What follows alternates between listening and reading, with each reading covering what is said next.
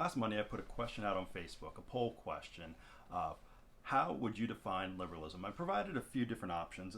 One was a view that supports individual liberty and protects private property. Another was a progressive view of government, commonly held by mainstream Democrats. Another was a view on balanced government, commonly held by independents. Another was a view of government that should identify rights and provide for those rights. The majority of people who responded to the survey selected a progressive view of government held by mainstream Democrats. Of those who selected other, these are a few that I'd like to highlight. One person said that it's oppressive and authoritarian in nature. Another person said a big government or nanny state. And then somebody said A and B, a view that supports individual liberty and protects private property. Now, liberalism is this big term that really can be divided in two different categories. There's classic liberalism and then modern liberalism. Classic liberalism is simply this,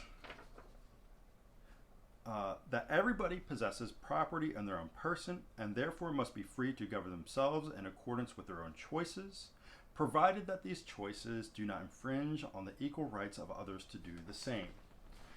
So if we look at the Constitution of the United States, and specifically the Bill of Rights, our founding fathers said, hey, that there are certain rights that each person has the freedom and the inherent right to exercise, and government cannot interfere with these rights. And so we have the right to keep and bear arms, we have the right to free speech, we have the right to practice our religion without government interference and without the creation of a state religion. And so these are all rights that we all have that the government cannot interfere with.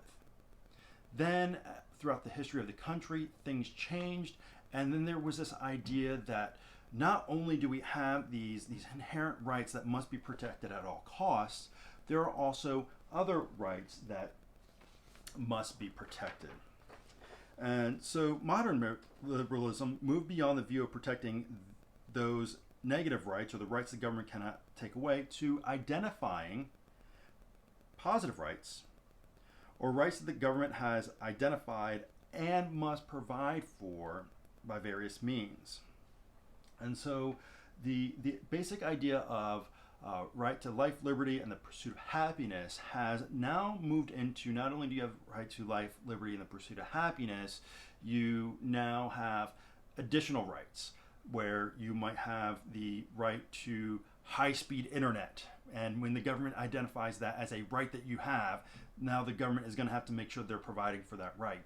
And this is how the idea of liberalism has changed over time. It's gone from a very strict view of government not interfering with your rights, your freedoms, your liberties to be able to live life as you see fit, so as long as it doesn't interfere with somebody else's life, liberties, and pursuit of happiness, to this idea that government is now identifying and defining rights.